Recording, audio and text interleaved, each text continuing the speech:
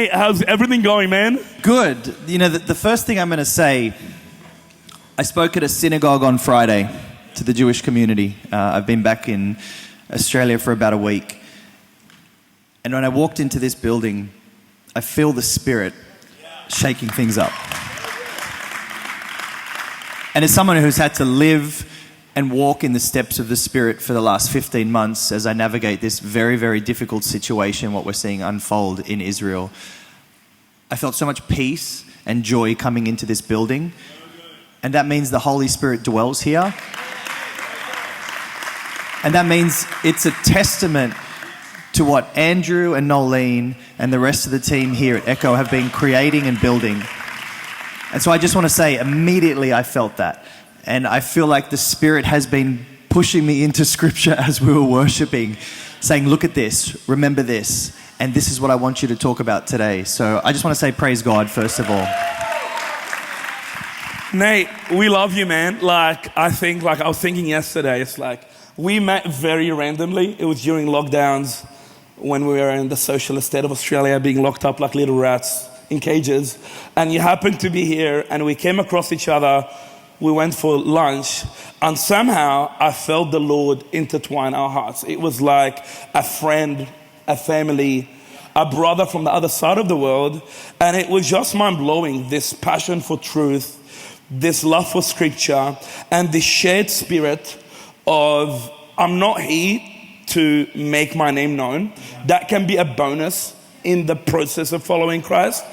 But the choice of I'm going to speak the truth, and I'm going to let Jesus worry about the outcome. And it's kind of been that God journey, getting to know each other in the last 4 or 5 years.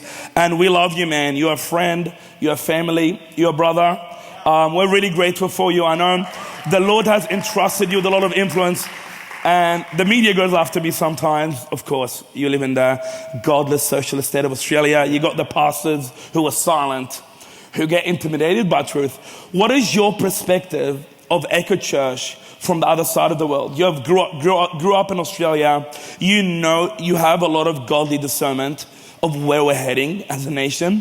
What do you see for all the people here that they come to church, they're standing for the truth? We are potentially a minority. Yeah, well, look, you know, Christianity in Australia is on the brink of going underground. And when we first met in 2020, I think we both agreed that we were seeing the beginning of what we thought maybe 10, 20 years away. And as the last few years have unfolded, we've seen everything speeding up. And as the world falls into darkness, places like Echo Church are actually being elevated around the world. And what I appreciate about this church and this community living in the US is I saw nobody in Australia taking a bold stand. These are men who claim to follow the God of creation, yet have become so fearful of man that they have submitted and bent the knee. And thus, any glory that could have possibly gone to God in their ministry disappears and dissipates. And so what is God doing? God elects and chooses people in different communities, and he says, I choose you and I will elevate you. And I think that is a testament to what Echo Church has been doing. And I also want to say this, there's many churches that are gathering today. Big churches, mega churches, and the Spirit's not there. And, you know, I've traveled all around the world. I've spoke at many different places, and I've learned quickly enough to know when the Spirit is moving, when it's not. And God is never interested in the masses and the numbers. I mean, even look at the fact of Israel. The Jewish people are the minority of the minority of the minority in this world, and yet God chose them and remains faithful to their story while the world raises up to try and destroy them. If God was about numbers, he wouldn't be choosing the Jewish people as his people. And that's also to be said as a testament. If God was interested in the big mega churches in Australia, then he wouldn't be choosing Echo Church to launch pad people into a true and right relationship with God. Tell me what you feel about Israel, and I'll tell you how much you know your Bible. That is a true test. I've been heartbroken and disappointed by the vast majority of self-proclaiming Christians and their silence on the afflictions, persecutions, and challenges that the state of Israel has faced. We are living in blessed times. God made a promise some 4,000 years ago to a single man who he called out of the region of Iraq. He led him and eventually called him into the land which would be known as Israel, and he made a promise. And that promise was that his physical descendants would be the rightful owners of a very specific piece of land forever. Now, the question you have to ask yourself is, what is your definition of forever, and what is God's definition of forever? We spoke about this last night. Isaiah poses the question, can a nation be built in a day? What's the correct answer? No. What's God's answer? Yes. I liken it to this. When Jesus was at the back end of his ministry, he was with his disciples, and for 3.5 years these men followed Jesus and his teachings. And they got to a point where they said, who can possibly be saved? If we are to believe everything that you have said and taught over the last 3.5 years, who can possibly be saved? And what does Jesus say? What is impossible for man is made possible by God. So the re-establishment of Israel in 1948 isn't a coincidence. It isn't just the work of a group of passionate Jewish believers. It is the hand of God making a declaration to the nations. Now, what is the significance of 1948? Because it's not just a random date. If we go back into the Bible, if we go back into the book of Genesis, where God declares the end in the beginning, as he says in Isaiah 46:10, we find that if you do the math, Abraham will be born 1,948 years after Adam. 1,948 years. When God re-establishes Israel in 1948, he makes a promise to Israel. My promise still stands, but he makes a declaration to the nations. Don't you think for a second that I will not keep my promises. Now, why is this important for the believer today? If we can't trust that God is going to keep his promise to Israel, then we might as well forget about every single promise Jesus has made to us. We celebrate the nation of Israel because it confirms that our God keeps his promises. Even if we have to wait 2,000 years to see the redemption of that promise, it will come. And to that I say amen. But Nate, Jesus was a Palestinian. Yeah. We had the Pope a few weeks ago, go with Jesus wrapped in a Palestinian cloth, because Jesus was a Palestinian, and Jesus was born in Bethlehem, which happened to be in Palestine. And when God told Moses, let my people go so they can worship, he told them, let my people go to Palestine. And when Jacob was fighting with the God of the Bible, he was like, hey Jacob, today I'm going to call you Palestine. Jesus was a Palestinian and a Muslim, in case you didn't know. What we saw the Pope do was not only insulting to the Jewish identity, it was insulting to our faith. It was an insult and a slap to our faith. The kafir, which is not even necessarily a Palestinian identity, it was an adopted identity that ultimately came from the Middle East in Iraq, and they've created it themselves. If you really track back in the history, you see that the Palestinian identity was forged in the 1960s. There was no such thing as an Arab-Palestinian exclusivity prior to the 1960s. And so when you actually, I've spent a lot of time in Israel, and it's taken me a long time to understand the complicated history. And the Palestinian narrative knows most people are so uneducated that they can say whatever they want and get away with it, because we don't actually know the real story, because we haven't done our work. And so what you realize is that there was such a strong Jewish connection, identity to the land. Everywhere I throw a stone, if I start digging, we're going to find some form of Jewish archaeology that confirms their presence in the land. And so in the 1960s, the Arab League that wanted to destroy and compete with the Jewish identity knew that they needed to create something to counter the Jewish identity. Now, when we look at the enemy, what does he do? He always creates a counterfeit. He always enters in with a lie. Free Palestine is a defilement of a promise of God. So it's many people who fall under the banner of the Free Palestine movement, they don't know that they're actually supporting an anti-God of creation movement by saying we don't believe that this land belongs to you. We believe that we're the ancestral people of the land, despite the fact that we have no history prior to 1948. But Jesus was a Muslim, Nate, and Abraham was a Muslim, and Sarah was a Muslim, and everybody in the Bible was a Muslim, and we, Christians and Jews, we changed the Bible. That's why God brought Muhammad to fix it. And yeah, how dare you, as a Christian, believe in the Bible? Jesus says the devil's the father of lies. He's the creator of lies, right? The book of Genesis. I keep going back to this book because if you understand the book of Genesis, everything else will make sense moving forward. When Adam and Eve were in the garden, God had made a promise about the tree of knowledge and good and evil, to stay away from that tree. If you eat from the tree of knowledge and good and evil, surely you will die. The Satan, the accuser, the tempter, comes in. He takes the word of God, the truth of God, and he manipulates it. And so his methods and tactics have never changed. And so everything that they're trying to do, they try to get you on side and then misdirect you with a false lie. It's the constant repetition of what they're doing. And it's tragic because the current Arab-Palestinian identity are under a cloud of darkness, a cloud of jihad, and a cloud of refusal to coexist.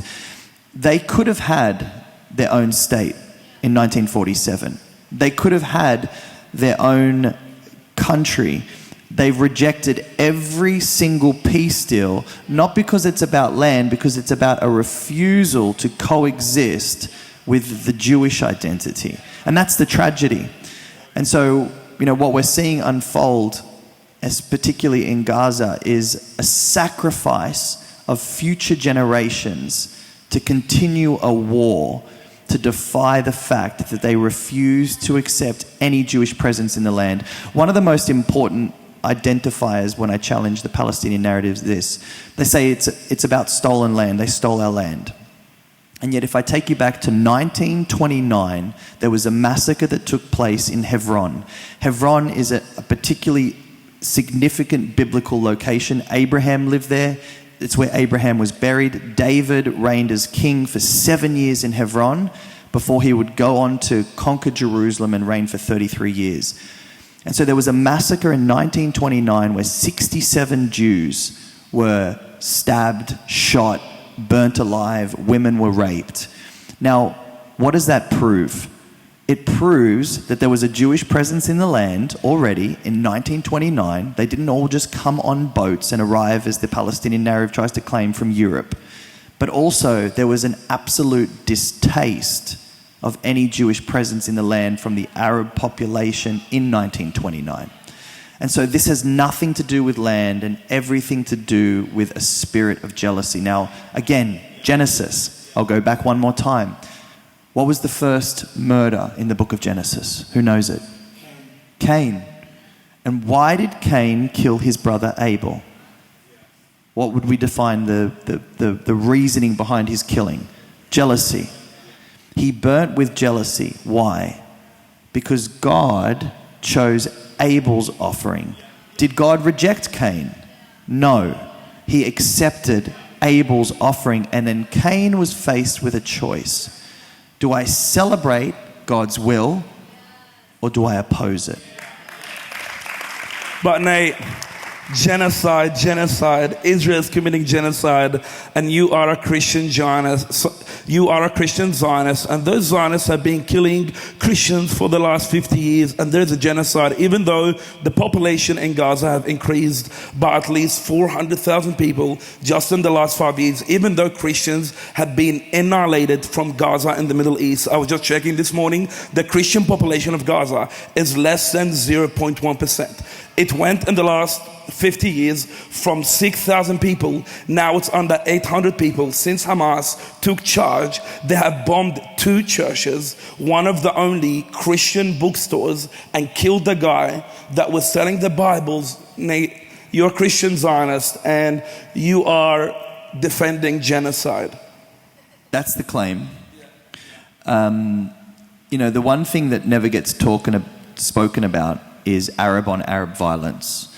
Israel handed over Gaza in a bid to form peace. And actually, if you track through the history of Israel, they've done this multiple times. In 1948, they declared the State of Israel. The very next day, the Arab League declared war on the State of Israel. It's called the Independence War. 6 Arab nations joined together to try and genocide the Jewish identity in the land. The Jews won. In 1967, they would try again. It's called the Six-Day War. The Six-Day War, when I speak with Jews, is one of the most fascinating events that happen. And I always remind the Jew, what does God do on the 7th day? And they say, he rests. And he said he did that in 1967. You fought for 6 days, and on the 7th day, God said that's enough. Now, the other event that was very significant in 1967 is, as again, the Arab nations tried to destroy Israel, they lost more ground. That's from 1948 to 1967, Gaza was under the authority of Egypt, and East Jerusalem was under the authority of Jordan. And yet we never saw an uprising of the Palestinian identity wanting to liberate themselves from the Egyptians or the Jordanians. It never happened because the identity didn't exist at that point. Now, Israel actually conquered and reclaimed the most important piece of land in their entire identity, which is the Temple Mount.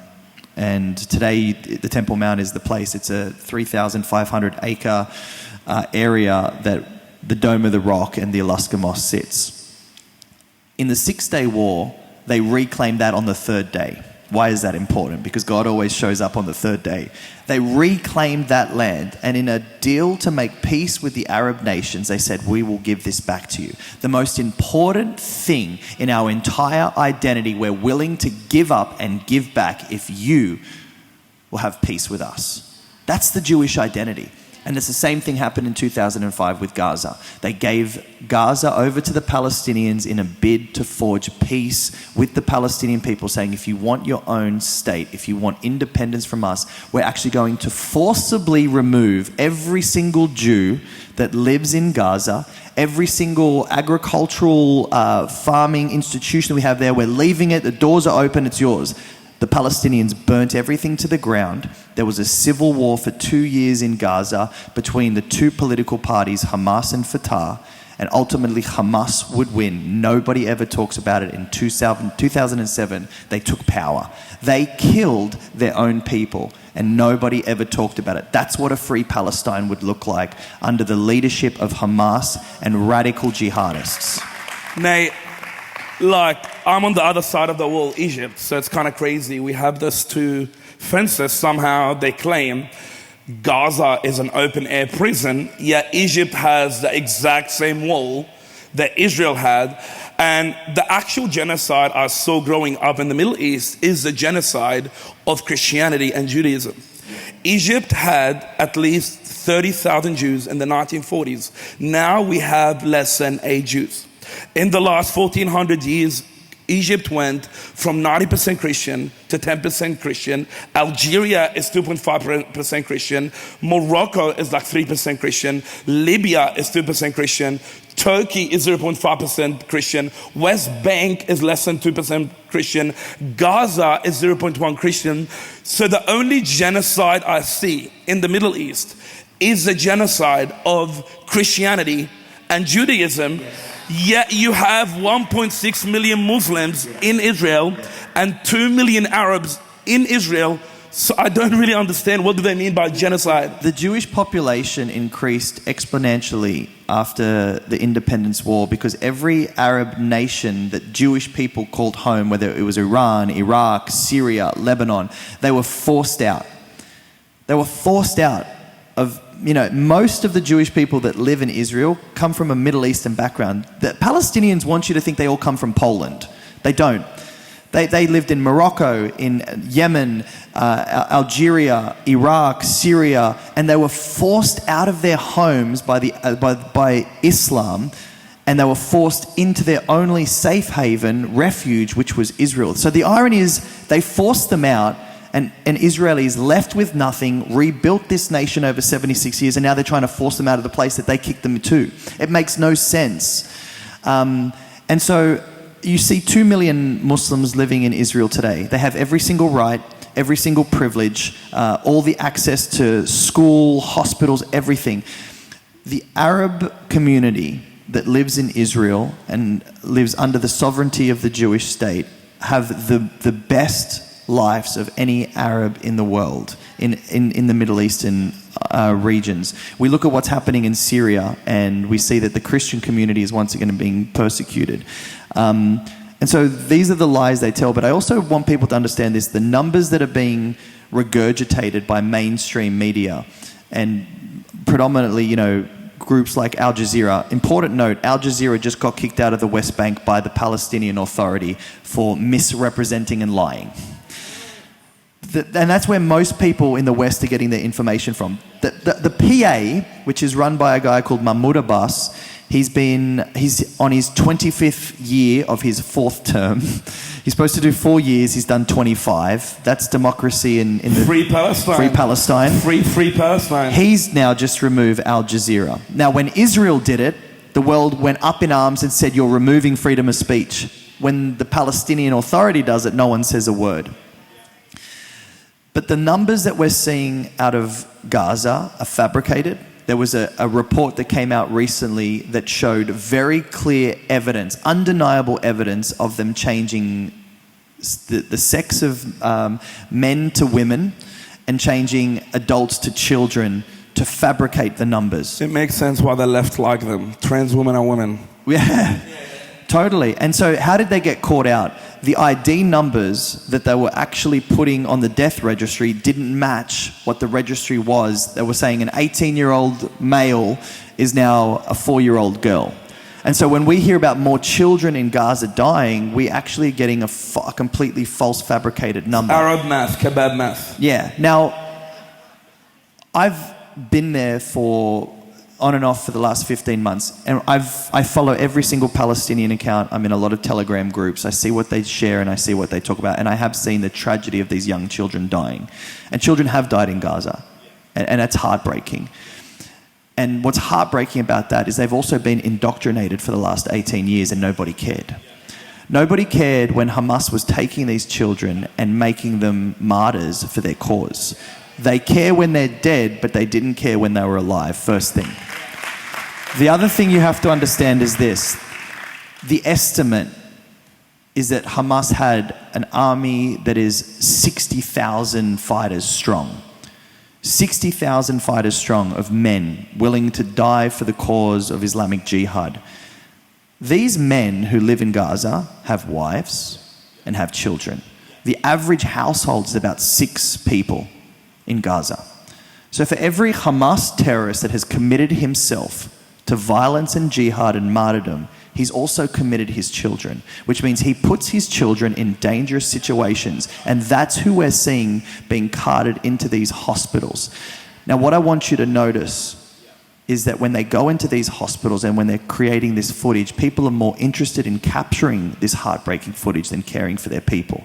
The war could have ended on the 8th of October if Hamas agreed to 2 things. Surrender your weapons so we don't have to fight and return our hostages. That's it. It could have ended tomorrow. It could have come to a complete end.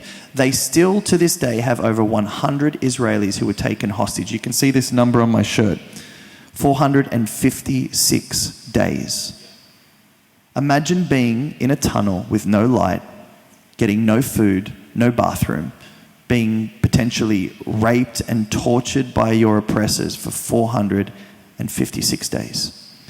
Today, Hamas released another propaganda video of a young 19-year-old Israeli girl, a proof of life. And they have been doing this the entire war. Psychological warfare. Now, did anybody see the video here? One person. Did mainstream media talk about it? Absolutely not. Did the Australian government address the fact that Israelis still remain hostages in Gaza? You'll see another number on my shirt that I've been wearing every single day, 127. And people say it's not 127 hostages. And I say no. This is the number of days since they executed 6 Israelis in a tunnel in Rafah, shot them in the back of the head, executed them and left their bodies. One of the girls, her name was Eden. When they found her body and they brought her back to Israel, she weighed 34 kilos. 34 kilos. This is what we're dealing with.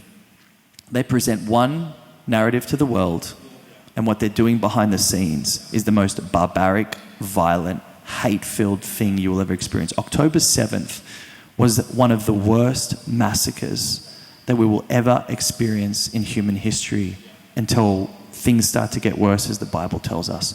But it was a bloodbath. Yeah. I was thinking about it. I think it was the first woman prime minister that said, we can forgive the Palestinians for killing our children, but we will not be able to forgive them for making us kill their own children. Me and Nolene were in the airport a few months ago after traveling for speaking, and I was just wearing my God of Israel shirt. I love it. And she was wearing the Jesus shirt. And then we're buying coffee, and that Muslim Palestinian guy stops us, and he starts to argue with Nolene, Jesus is God, Jesus is not God. She's like, awesome, man. Wait for my husband. He's just in the bathroom. You don't want to, I come and like, hey, man, you don't want to argue with me. I'm not your average YouTuber that you're going to defeat me. And then the conversation got very heated, and I told them, dude, my family and our land in Egypt got colonized by Islam. Because our parents love us, we chose to leave for our own safety. They loved us as their children more than whatever cause that they sign up to. And I told them, isn't it logical for you to not attack a more powerful nation? And he said, no, we will defend our children. We will kill our children for the cause of Allah. I do not mind seeing my kids dying for the land. In that moment, I looked at Nolene and I was like to her, how can you deal with someone who's already dead in their head? Like, I'm like, and how do you deal with someone who has chosen, and that's in Australia, that's not someone in Gaza. I cannot even imagine someone around that suicidal, death-loving, death-worshipping environment. And that's a person who's serving me coffee. Yeah. Like, I was like, after the conversation, I was like, this guy wants to kill me? After I saw it on his face. And he doesn't mind his children dying for the cause. There was an Israeli prime minister, her name was Golda Meir, a woman. She was amazing. And she said, when the Palestinian people love their children more than they hate us, we'll have peace. And it's so true, and it's never changed. Jesus says, if you live by the sword, you die by the what? Sword, yeah. The sword. They have chosen the sword. It's tragic. It's heartbreaking. The Palestinian people need the gospel. What they got was a prophet that called them to die for jihad and get a reward in their version of heaven, which is 72 version, filled with sex and glorification of the flesh. It sounds nothing like the God we believe in. When Jesus is questioned on who's going to get this wife in the temple, when the Sadducees come to Jesus and they say, okay, we got a question for you, Jesus, because you kind of present yourself as all-knowing, all-understanding. So here we go. A man has a wife and he dies, and then he gets passed on to the brother, and the brother gets passed on to the brother, and who gets the wife in heaven? And Jesus says, it's not like that in heaven.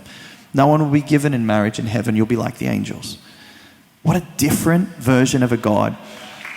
What has sexual sin and the desires of the flesh done to this world? It has corrupted it to the point where God said, if I didn't make a promise to Noah, I would flood this place again in a heartbeat. The people of Sodom and Gomorrah would look at us and be like, you guys have gone too far.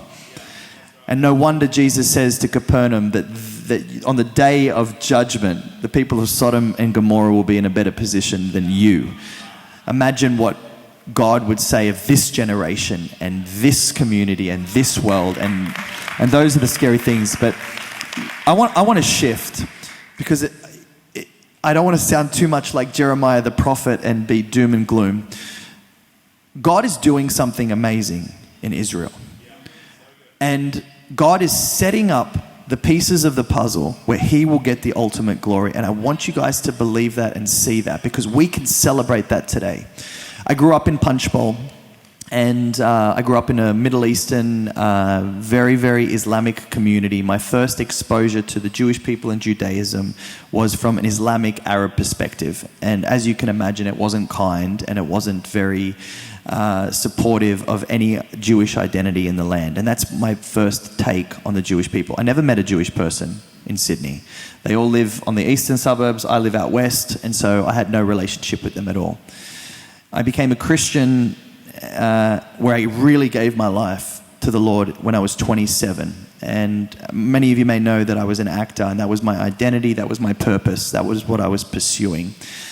And I grew up in a very, very poor, low-income household. It was just me and my mum. And acting was my escape, my solution, the thing that was going to get my mum and myself out of poverty. It was my identity, and I committed myself to that, because many people said, you're never going to make it as an actor, especially in Hollywood. That's an unbelievable dream.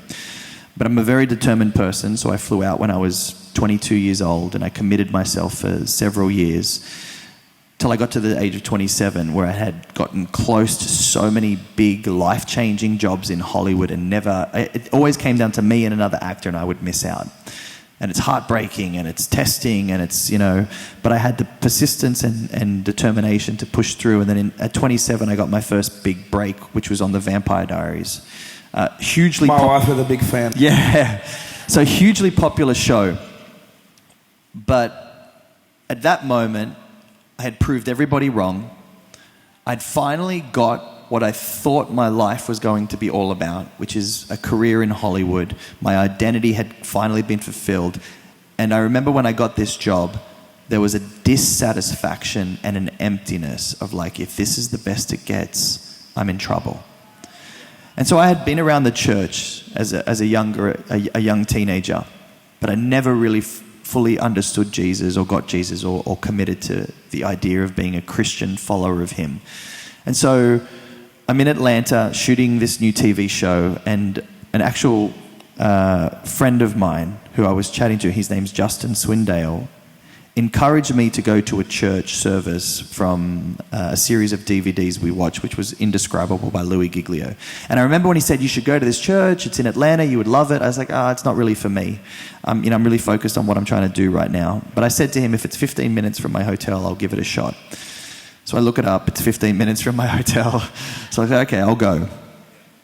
A series of events led to Louis Giglio speaking at a Passion City conference, which has actually been happening the last few days. They do it every single year. 50,000 young Christians from all over America flood a stadium, and they have all these different speakers. And at the end of the talk, Louis, addressing a 50,000 filled crowd of young people searching for truth, asked the question, what's the most important thing in your life?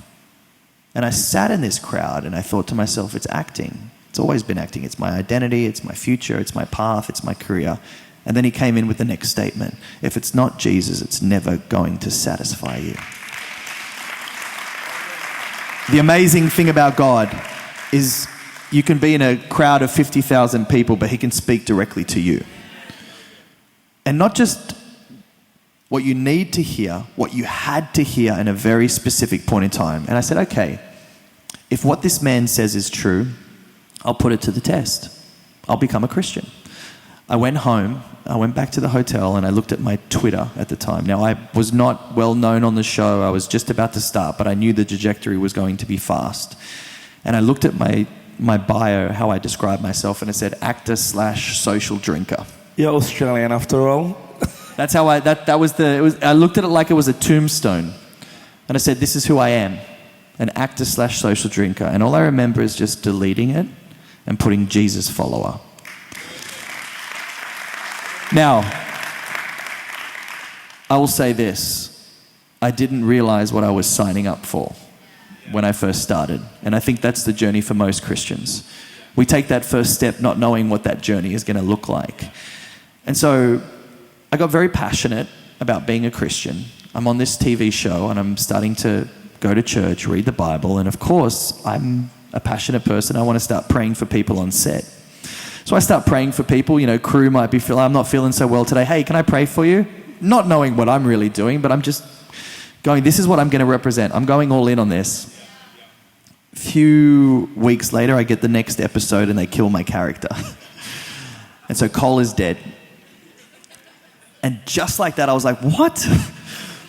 They do it as they go, right? Yeah. So that the character... They do it. Building It shifts up. It shifts up. All of a sudden, I was in and then I was out. And I think to myself, but wait, God, I just, a prosperity pastor would be like, I don't know, Nate, doesn't make sense in my Bible. But nonetheless, as the show and the episodes started to air, my character became extremely popular with the fans. And the producers, in some ways, were forced to bring my character back. And over a series of several years, I felt the tension that they didn't want me there, but for whatever reason, something was ensuring that I would be there. The hand of God was over my life on that show. And so I'm navigating my Christian journey. And to be honest with you, my first few years from 2012 to 2016, they weren't very good because you don't know what you're doing and you're living in the world and you're trying to be as a Christian and you're living a double life and you are. And it's not your fault, it's the sanctification process of being a Christian takes time, and God knows that because he created the world over 6 days and rested on the seventh. He's already told us it's a work in progress. And sometimes you want to just have that instant, I'm a Christian and now I'm going, all my sin should be gone. And then you actually get exposed to the fact that my sin has a deep, strong hold in my life and I'm fighting for it. Now, at the time I was dating a Muslim Moroccan French girl. And in 2016, I found out that she had cheated on me with a very, very prominent A-list celebrity that I won't name out of respect. But... absolutely broke my heart and I was shattered. The first major form of betrayal that I've ever experienced in my life, and I wanted to die. The pain was so deep inside of me that I said, I can't deal with this anymore. 2016, ISIS was flooding through Iraq and Syria. And one day I'm sitting on my couch in Los Angeles and I turn the TV on and I see a young boy who's just come out of an airstrike covered in blood. And I thought to myself, this is tragic. All these actors are talking about Syria and Iraq and, give this and give that. And I said, I don't care about my life. I'm going to go. So I started to reach out to non-profits in Iraq. And one reached back and said, and I told them I would like to come. And they said, look, it's very, very dangerous. We basically bring emergency aid to people fleeing ISIS. And I said, no, it's fine. I'd love to come out for a couple of weeks. And in my mind, I had a death wish. I didn't want to kill myself because I never give up, but I wanted to put myself in a situation where fate would be tested and I could end it all. So I told my agent and my manager, I need a week off work. I was shooting the originals at the time. And I said, I need a week off. I have a prior commitment. We got approval from Warner Brothers. I jump on an aeroplane from Atlanta to Turkey, Turkey to Iraq. I land in Iraq. There's 2 people on the aeroplane. And I think to myself, I have beats on and ripped jeans. I'm going to get kidnapped from the airport and I'm going to end up on an ISIS video tonight. And so someone picks me up and he's like, we're so happy you're here. We're in the green zone. We're safe here. We don't have to leave this place. We're just grateful you're here. We can show you the organization. And straight away I said, no, let's go for it. Let's do everything. Let's go to the refugee camps. Let's go to the places where, ISIS were and let's. You talk about the Christian spaces that were pretty much destroyed. Yeah, so I went to a city called Batnay. That was one day where I was standing on a rooftop and one of the Kurdish fighters said, you need to get down because there's still active snipers in this area. And the whole area had just been liberated from ISIS. There was IEDs. And there's one video where I'm walking through and the Kurdish soldier says, don't step there. There's still IEDs. And I'm just casually walking through. I don't have a care in the world. He's like, he could see it maybe in my eyes. I just didn't care. And every day I'm meeting these young Yazidi children who have been kidnapped by ISIS, watched their family be murdered. The same thing that happened on October 7th is exactly what ISIS was doing throughout Iraq. So every day I was crying, and every day I was shocked at what I was hearing. And so one day I walk out in a dusty field in this refugee camp, and I look up and I say to God, I'm done. This world is ugly. Like, not only did I feel pain, but now I see so much pain. I don't want my life. I don't care anymore. Take it. I don't want it. And that's when a whisper came into my heart that it's the voice of the Lord, because it challenges you and it stops you at the same moment of time. And God said, if you're that willing to give up your life, give it up to me. What is the difference? And that moment was the checkmate moment that I needed in that point in time. That's when I said, I don't care if I'm loved or hated, if I fall in love or if I end up alone, if I'm attacked, beaten, bruised, whatever it is.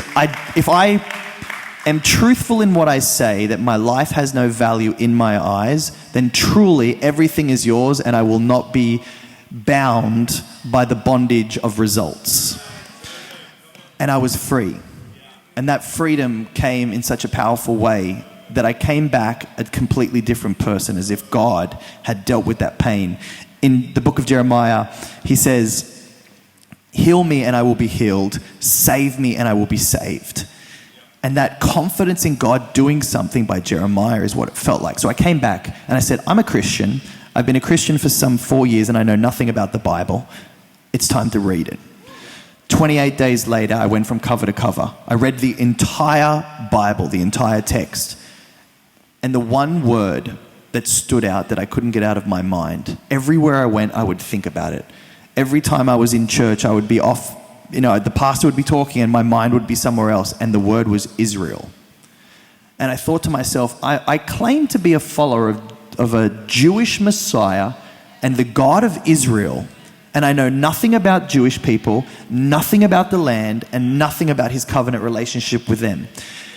And I couldn't get out of my head. And so one day I'm at Passion City Church, and I just remember the same voice said to me, and it was very direct, go to Israel. Go. Which is interesting, because what did God say to Abraham? Go. And so I said, okay, I'm going to do it. So 2017 rolls around. I finally find a window where I can go. I get on a plane, and I make my way to Israel to start a very, very long 7-year journey. And so for the last 7 years, I've gone 35 plus times. The first year I went 3 times. By the third trip, I was bringing Christians. In 2018, I brought 50 people and took them through the land. And I got connected with people, and I just started loving the story of, when you're in the land, it changes this book from a story to an event. And it is an event. And so when you walk into the land and actually go to the places where Jesus was, where Jesus taught, where unbelievable Old Testament events unfolded, where David stood before a mocking Goliath from the God who's mocking the God of Israel, you stand there and you're like, this is real. And that means God's words are real, his promises are real, and that means my response must be real. And so this 7-year journey that I have been on has been unbelievable. And in that time, there's been challenges, there's been highs, there's lows. And many times I thought to myself, God, why am I learning all these things about a Jewish people that are not my own? Why am I being so annoyed and frustrated by the Palestinian narrative that continues to lie? And then all of a sudden, October 7th happens. And I realize I'm called into action. I was in my bed in the US where I live in Georgia, and I saw what was happening. And I have been down to the Gaza Strip, and I have been in the communities that were affected prior to October 7th, and I knew how bad this event was. So I instantly went down into my basement, because I knew the first thing that the Palestinians were going to do in that moment was change their identity from the aggressor to the victim. And so I rushed down, started making content to challenge what I knew the Palestinian narrative was going to have to do next, because what we were seeing was horrific, barbaric, disgraceful, and all this time they've been telling us we're just like this innocent victim and we're being attacked.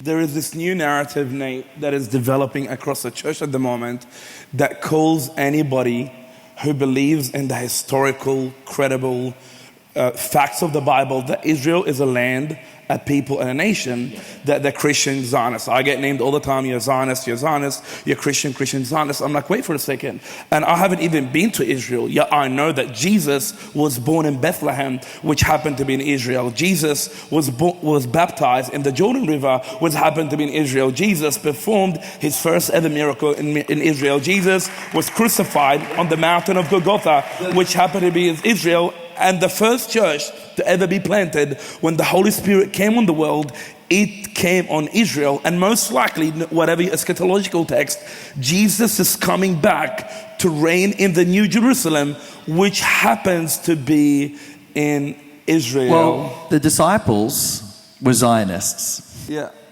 And I can prove this by the very last question that they ask Jesus before he ascends on the Mount of Olives to be at the right hand of the Father. When are you going to reestablish the kingdom of Israel? They were Zionists. When are you going to do it? The Romans are still here. They're trying to overpower us. We still have the belief that you're going to come good on this promise that Israel is going to be a kingdom and a nation ruled by you. When are you going to do that? We're Zionists. And what does he say? Does he say, no, that's not happening anymore. I've changed my mind. We're scratching that plan. We have a new plan. I was joking with Abraham. It wasn't forever. Yeah. It was forever, but it didn't mean forever. He says it's not for you to know the time or the hour, right? But he doesn't rebuke them, which means we are beginning to see the glimpses of that time and that hour. You know, people always say nobody knows when the return of Christ is coming. No one knows. No one should to predict the date. But he absolutely tells us that you should be aware of the season, that you should be preparing yourself, and that you should be waiting. The day of the Lord is coming. And it's not a day that I look forward to for two reasons. It is a horrible day for the world. And as a Christian, we shouldn't celebrate the day of the Lord. Yes, our King is coming, but we also know that that good news ultimately is going to be very, very bad news. I need more time, God. We need more time. There are still more souls. There are still more people. There are still more precious children and young men and young women who don't know the fullness of your glory. I need more time. And so let's go back to the book of Genesis. When God came and visited Abraham, and he said, I've come to visit you because in a year from now, you're going to have the promised son. Not the son of the flesh that you tried to create with your servant, but the promised son is coming. And I really think about when Jesus says, Abraham saw my day and he was glad. Jesus says that. And so when he's walking with Abraham, he says, I've come to give you this good news. And what's important to understand about the giving of the good news is that good news meant bad news for who? Sodom and Gomorrah. Because as God's walking with Abraham, he says, should I tell him about what I've also come to do? To bring destruction on the wicked. So the good news for you, which is found in a son, is the bad news for the wicked who reject me. Now, I feel like there's music playing, so I want to slowly start bringing us into the glory of what God is doing. We got 10 minutes. Go for it. 10 minutes? Isaiah 54. Not a weapon formed against me will prosper. We celebrate that. How many Christians have said that? How many Christians believe in that promise? Can I tell you something? I was in Israel the first night in the first attack. Iran's done it twice now, where they sent a record-breaking number of ballistic missiles into the land of Israel to destroy and kill and create mass casualties. Drones, cruiser missiles, ballistic missiles were launched from Iran. I was in Israel, and the news said, everybody. And then the people who are screaming, Free Palestine. Free Palestine. They said, prepare yourself, it's coming. It's going to take about 4 hours for many of these cruiser missiles, drones to actually get into Israel. You have 4 hours of preparation before it comes. We don't know what's going to happen. Thousands of people were freaking out. An entire nation wasn't sure what was going to happen in the next few hours. Hundreds and hundreds of missiles, drones were on their way. Not a single rocket, missile, or drone that was launched that night or more recently from Iran caused a single casualty to the Jewish people.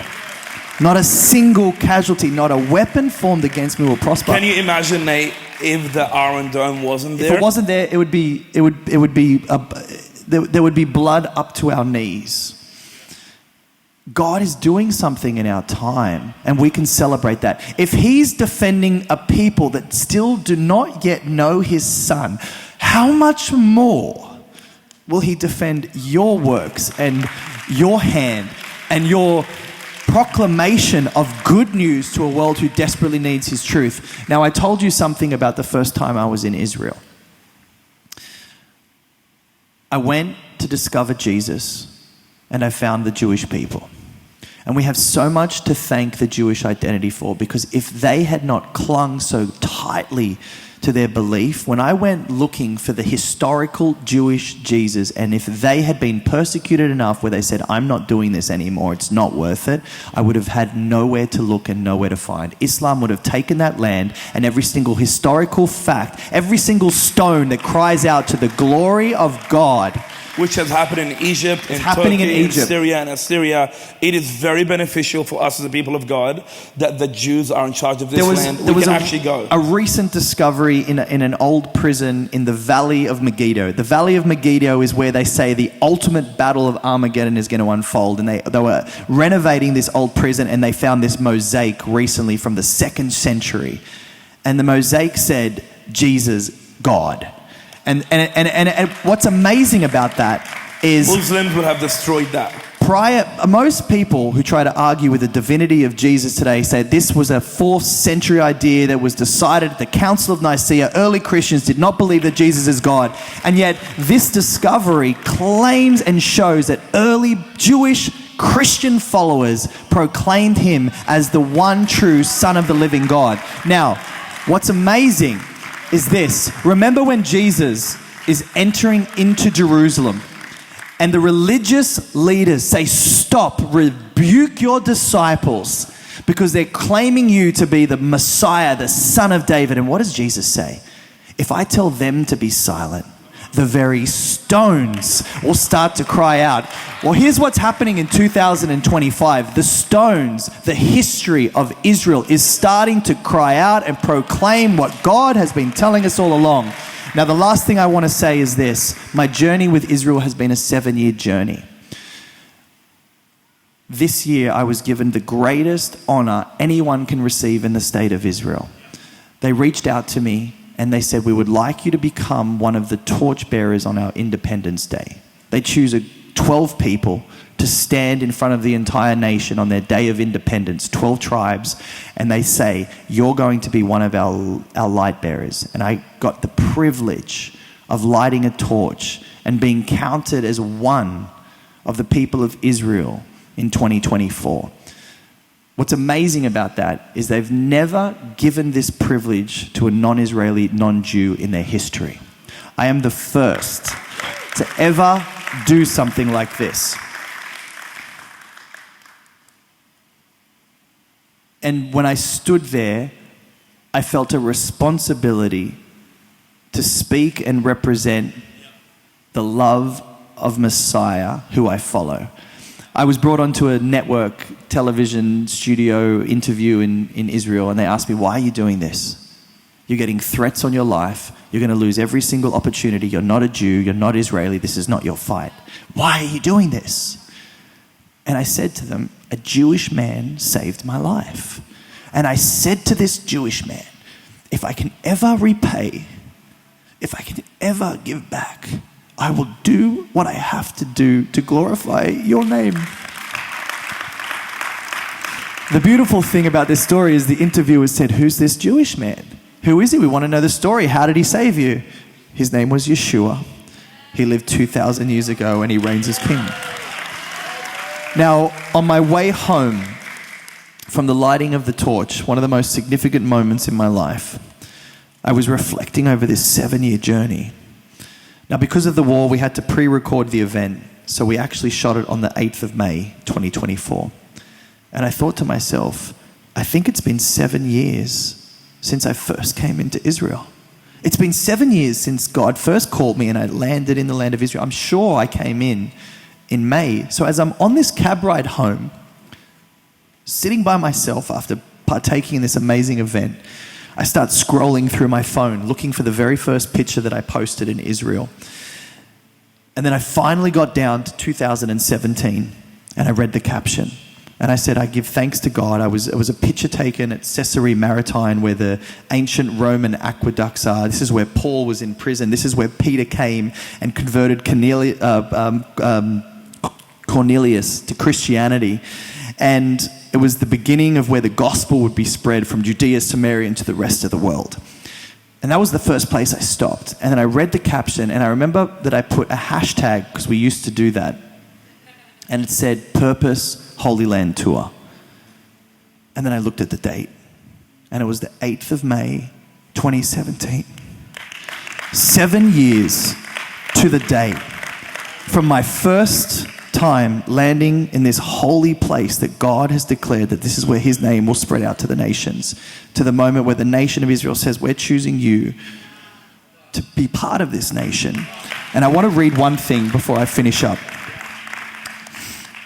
because I think this is power for us as Christians, because sometimes we get attacked as if we're not supposed to stand with the nation of Israel. You know, I talked about at the beginning of this service, the Holy Spirit. And Jesus talks about this as living water that's going to come out of the innermost parts of us and flow out to the world. And this is the promise of the Ruach, the Spirit of God that is going to dwell on a people, that they would be bold and they would do things that they couldn't do in their own strength, and they would be led places where they couldn't go. And so this also comes from the book of Isaiah, where he says, for I will pour out water on the thirsty land and the streams on the dry ground. There's dry ground in Australia right now that needs streams of living water. I will pour out my spirit on your offspring and my blessings on your descendants. They will spring up among the grass like willows by flowing streams. This one will say, I am Adonai's. And that one will be called by the name of Jacob, and another will write on his hand, Adonai, and one will take the name of Israel. We take the name of Israel because we believe in the God of Israel who is working in our day. And I can promise you this, guys, as we finish, God is not finished. He's not finished with the Jewish people, and he's not finished with Australia. He's not finished with this church. He's not finished with what he has to do in our lives.